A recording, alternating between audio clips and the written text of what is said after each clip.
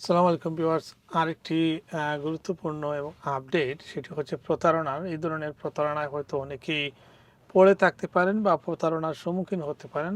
আর এ কারণেই এই নিউজটি আজকে এই সংবাদটি বিবিসিতে এসেছে এবং সেখানে বলা হয়েছে ফয়সল আহমেদ নামক এক ব্যক্তি ভুয়া পুলিশের পরিচয় দিয়ে একজন মহিলার কাছ থেকে প্রায় 10 মিলিয়ন পাউন্ড হাতিয়ে নিয়েছেন এবং তিনি উক্ত মহিলাকে স্বর্ণের বার বিক্রির প্রলোভন দেখিয়েছিলেন এবং যার কারণে আদালত তিনি অভিযুক্ত হয়েছেন এবং যে নিউজটি আজকে বিবিসিতে এসেছে এবং সেখানে বলা হয়েছে যুক্তরাজ্যে এক ব্যক্তির বিরুদ্ধে পুলিশ কর্মকর্তা সেজে কুরিয়ার জালিয়াতির মাধ্যমে এক নারীর কাছ থেকে 10 লাখ পাউন্ডের বেশি প্রতারণার অভিযোগ আনা হয়েছে।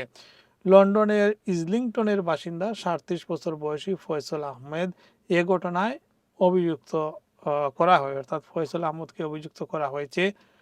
তিনি বর্তমানে পুলিশ হেফাজতে রয়েছেন। সিরেসেনস্টার আদালতে অনুষ্ঠিত শুনানিতে তিনি উপস্থিত ছিলেন না। পুলিশ জানিয়েছে ফয়সাল আহমদের বিরুদ্ধে মিথ্যা পরিচয় ব্যবহার করে প্রতারণার অভিযোগ আনা হয়েছে। অভিযোগ অনুযায়ী তিনি এক নারীকে 10 লাখ পাউন্ড মূল্যের স্বর্ণের বার অর্থাৎ গোল্ড বুলিয়ন কিনতে পরিচিত করার চেষ্টা করছিলেন।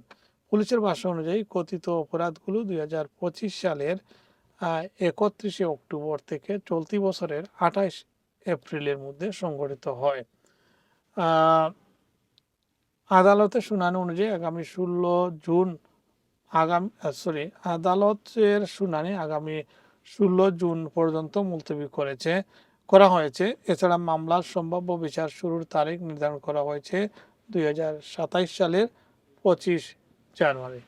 তো ভিউয়ার্স, এই ধরনের অনেকেই ইউকেতে প্রতারিত হয়ে থাকেন।